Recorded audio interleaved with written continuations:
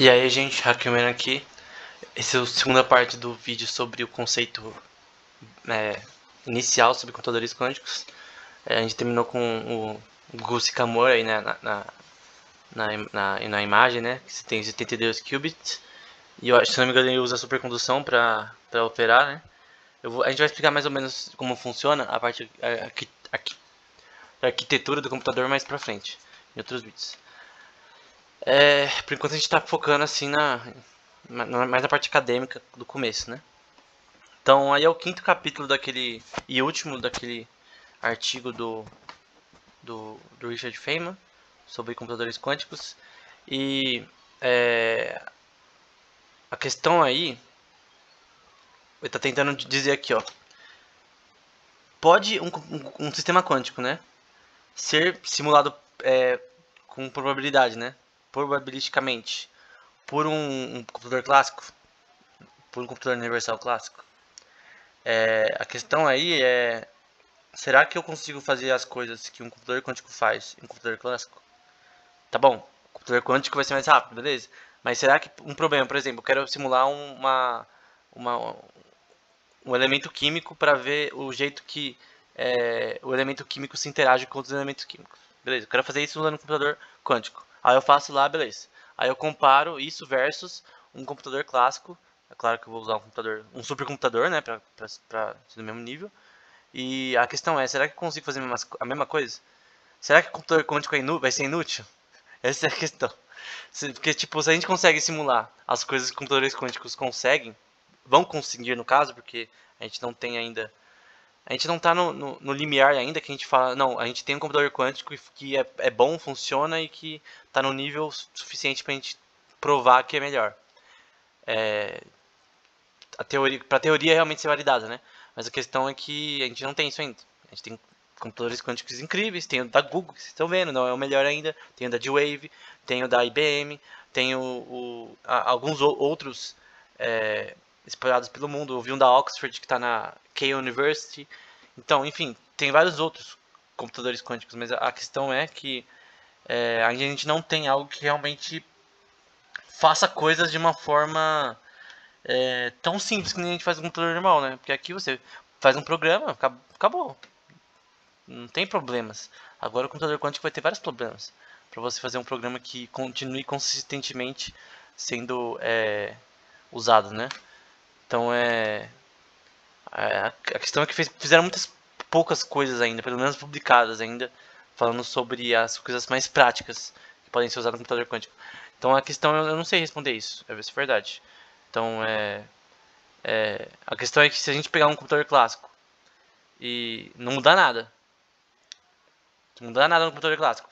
Se a gente, tipo, por exemplo, eu quero calcular do jeito que ele estava falando antes, né? Eu quero calcular o jeito que as partículas se movem usando a equação de Schrödinger, que é a equação que vai tentar imaginar como as partículas se movem, né, num espaço que a gente chama de Hilbert Space, né? Então, imagine um tracejado, né? Não tem aqueles cadernos quadriculados da escola? Imagina um caderno quadriculado da escola e você quer ver nesse caderno quadriculado. Vamos supor que esse caderno quadriculado está meio que em 3D, né? Você consegue ver em 3D. Então vamos supor que você tem várias bolinhas lá passando, que são as partículas de luz, e você quer calcular aí a trajetória delas de uma forma matemática que funcione, né? Lembrando que isso vai ser importante para você fazer um computador quântico. Então a questão aí é que será que eu consigo fazer isso com um computador clássico? Sem mudar em nada. Se eu pegar o computador da sua avó lá, i9, é, com 180 de RAM, é, sei lá, 1 tera não, para ser mais rapidão, sei lá, 20 teras. Aí é um computador normal de casa, né? Será que eu consigo simular isso de uma forma, da forma correta, da forma que vai ser no mesmo nível? A questão é para comparar com o computador quântico. Será que o computador quântico ele vai conseguir fazer de uma forma que o computador clássico não consegue chegar? Se eu pegar um supercomputador que vai ter, sei lá, 3.000 cores, 3.000 núcleos, o computador da sua casa tem o quê? 5 núcleos? i5 da Intel? Ou i9 no máximo? Um supercomputador, que tem normalmente universidades, ou sistemas do governo, na Europa, por exemplo, de 3.000 para cima. Será que um computador desse não consegue simular? A questão é que não. Se não tem... porque a questão é que o computador quântico ele tá usando outras leis da física para para funcionar. Então a questão que ele diz é não. Então, se você não muda nada desse computador clássico, você não vai conseguir fazer as coisas que o computador quântico faz. A questão é que são computadores totalmente diferentes. Um não tem nada a ver com o outro. É isso. Então ele vai falar que isso daí ia ser um problema da variável escondida, né? Que é o negócio do Einstein, do artigo que a gente viu no primeiro vídeo do EPR, né? Então aqui ele vai falar, é impossível representar os resultados da física quântica com um dispositivo clássico. Assim, eu não sou físico, eu não tenho assim nem autoridade nem conhecimento suficiente para dizer que eu não consigo, que seja impossível gerar resultados usando computação clássica no futuro, não sei. Mas aí isso daí não sei o que eu tô falando, é ele que tá falando. Ele tá falando que é impossível. Então, a teoria diz que desde 1980, 81, que ele postou isso daí, que realmente o computador quântico ele realmente vai fazer coisas que o computador clássico não consegue. Ele vai simular a física de uma forma que ninguém consegue. E aqui não tá pensando em jogo. O Feynman não tá pensando em jogo, não tá pensando em Minecraft. A gente vai ver mais pra frente que eu vi um post recente nas mídias americanas falando sobre a possibilidade de um computador quântico ser usado para Minecraft, né, para gerar mapas mais rápido. A gente tem uma velocidade de processamento maior. O problema é que até agora, pelo que eu tenho conhecido, é de armazenar memória ainda no computador quântico. Então não tem como fazer nada no Minecraft ainda. Mas vários outros problemas também que não tem como a gente usar para processamento de jogo ainda. Mas a questão no futuro pode ser usado para isso. Aqui ele só tá tentando, o Feynman só tem em mente a física, né? Eu quero simular a física usando computadores quânticos, é isso. Esse é o objetivo do artigo, esse é o objetivo que ele quer criar o computador quântico. Agora, no nosso caso, a gente quer usar para jogo, a gente quer usar para, sei lá, eu posso ver anime no computador quântico? Provavelmente não vai fazer diferença, mas enfim, será que eu posso? Será que eu posso jogar um jogo e aí, tecnicamente, meu computador realmente vai ser melhor que o da NASA, dependendo de quantos qubits vai ter. Eu vou explicar isso mais pra frente. Então, a questão aí, será que esse computador quântico é tão diferentão que o computador clássico? E realmente é. Agora, a questão prática a gente vai ver no futuro, né? Que a gente não tem ainda força para dizer com detalhes sobre isso. Gente, esse daí é um artigo que eu não conhecia, na verdade, que eu vi recentemente quando estava preparando esse vídeo. Que na página que eu achei lá, porque antigamente eu só conhecia o artigo que a gente viu antes, simulando física com computadores quânticos. Aí eu vi que depois de 4 anos, em 1985, 15 de março, 15 de março é até uma data estranha, né? 15 de março não é aquele, quem assiste Padrinhos Mágicos, não é a data do aniversário do Crocker. É até estranho, né? Se eu não me engano, essa é a data. Quem souber aí nos comentários, é o aniversário do Crocker, dos Padrinhos Mágicos. Então vamos ver a primeira citação dele aí. As limitações físicas devido à mecânica quântica no funcionamento de computadores vai ser analisado. Então, a questão aí ele vai tentar ver se realmente o computador quântico pode ser construído. E aí já passou 4 anos do artigo dele. E com certeza deve ter tido bastante repercussão no artigo dele anterior, já é famoso, com certeza as pessoas leram bastante.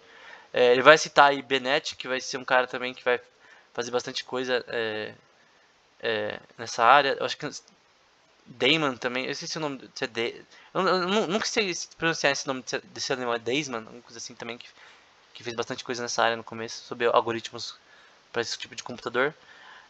Mas enfim, a questão aí é que ele está tentando ver se realmente um computador desse pode ser criado, e se sim, como? Essa questão, como?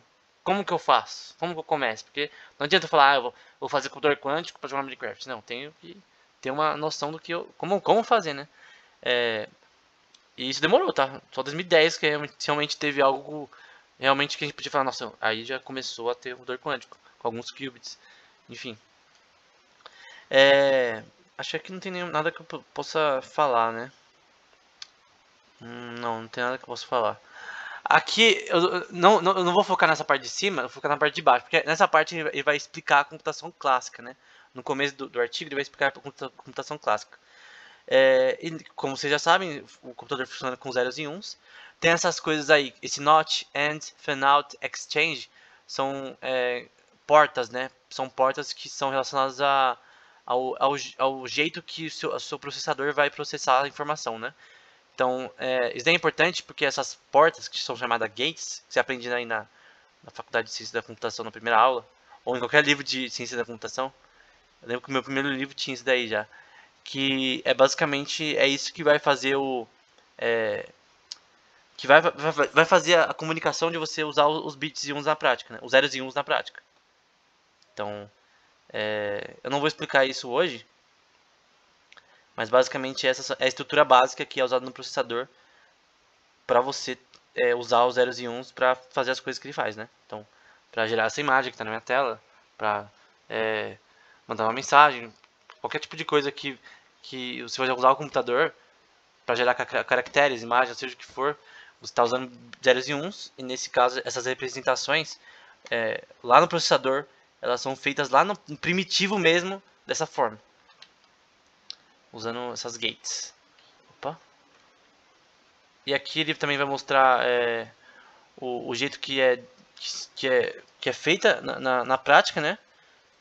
Então, para NOT gate, para NAND gate, e a questão aqui é que basicamente aqui descreve um transistor, né?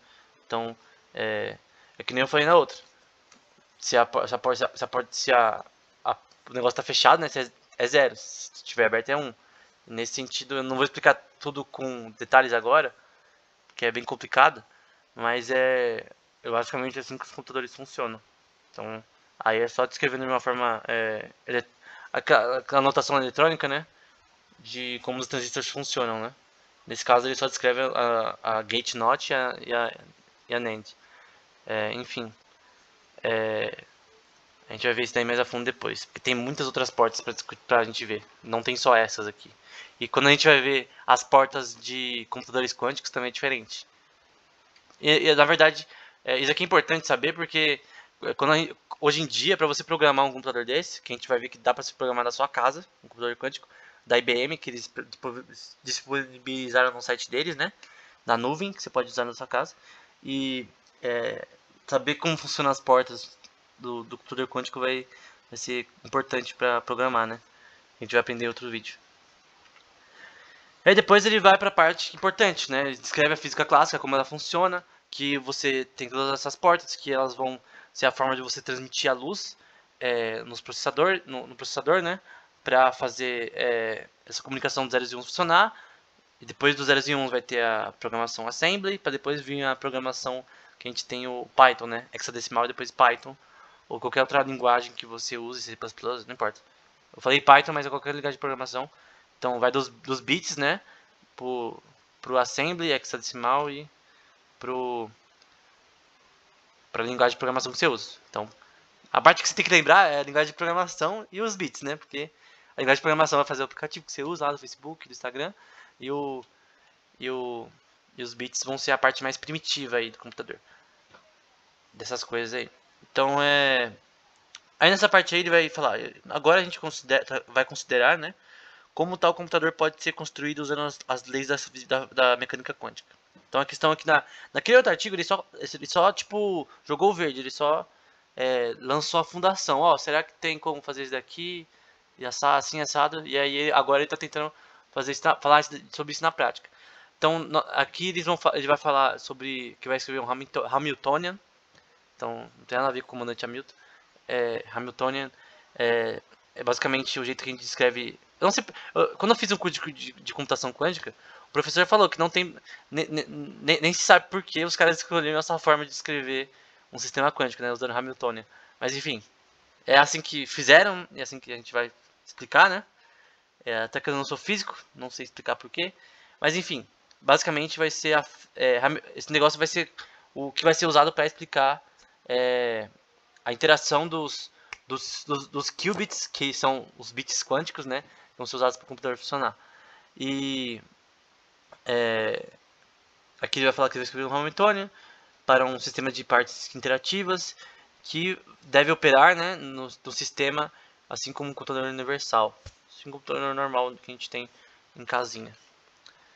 Então, como um computador que também ele deveria ser. Então, é claro que para representar as coisas, a gente tinha que usar zeros e uns. Obviamente, a gente não vai mudar isso. Computação binária é uma coisa básica, a gente não deve mudar.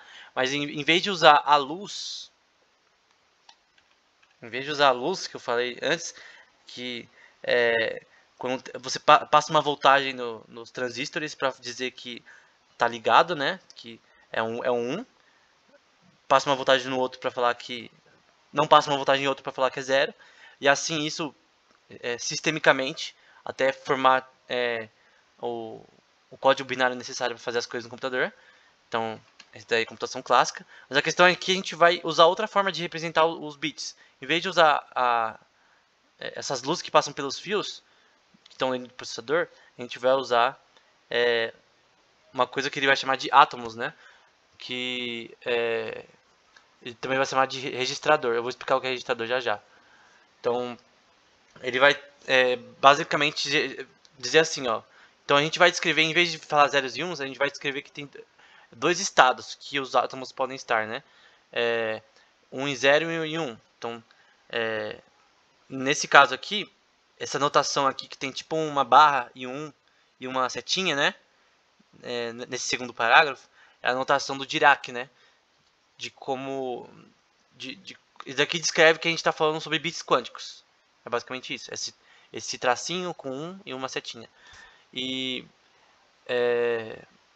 a questão é que esses dois, esse 0 e 1, eles estão ligados, né? Eles estão ligados entre si. E aí você pode pensar, mas como que eu vou, tipo, sabe? Como que eu vou usar um átomo para isso? Como que eu vou usar um átomo para dizer que é 0 e 1 de uma forma que eu vou ter que usar, eu vou precisar dizer muitos zeros e uns para descrever, por exemplo, uma cor no computador quântico, de fazer uma conta. Então não vai, até se for uma conta complexa, então tipo não vai ser tão simples assim. Mas quando a gente vai ver como os átomos funcionam, os elétrons, a gente vai ver que tem uma coisa chamada spin, né? A rotação que ele tem, que é assim, muito importante para a gente saber o que é qubit, que vai permitir que a gente possa fazer isso que ele está tentando falar aqui. Então ele quer meio que fazer que esses átomos, entre aspas ali, né, se tornem zeros e uns, possam ser representados como zeros e uns. Gente, eu acho que tá meio grande esse vídeo. Eu ia deixar só 2, mas como tá meio grande, tá 18 minutos, vamos parar porque eu acho que tem bastante coisa ainda. Então vamos parar por aqui. Eu sei que tá difícil. Se você não gosta desse assunto, não veja o vídeo. Se você, sabe, só quer aprender sobre hackear no sentido mais atual, né? Eu só tô tentando ensinar computação quântica porque é um assunto que eu gosto. Eu fiz alguns cursos sobre esse assunto. Eu queria passar o conhecimento para quem quer aprender, né? Eu não fiz faculdade de computação quântica, nem nada disso. Nem desejo. Eu gosto muito desse assunto. E esses cursos permitiram que eu, sabe, estudasse mais e conhecesse mais, porque eu gosto bastante desse assunto. São computadores novos, né? Quem não gosta de aprender sobre coisas novas? Sobre coisas que não existem ainda da forma que a gente tem hoje, como por exemplo o computador clássico que a gente tem hoje. Então é por isso que a gente está aprendendo sobre isso. Lembrando que ele vai ser usado para hackear no futuro. Tem vários problemas que podem ser inferidos baseado em computadores quânticos no quesito hackear. Então eu sei que essa aula talvez tenha sido muito difícil. Se alguém for físico aí, ou se eu falei alguma besteira, pode falar pra mim que nos comentários que sabe, pra gente saber se tá tudo certo ou não. Então se você é físico, pode falar aí se você concorda ou não com alguma coisa que eu não falei. Assim, eu mais escrevi o artigo dele, né? Foi isso que a gente fez. Eu só li aqui e dei minha opinião em algumas partes. Então é isso, gente. Então até o próximo vídeo. Hackerman desligando.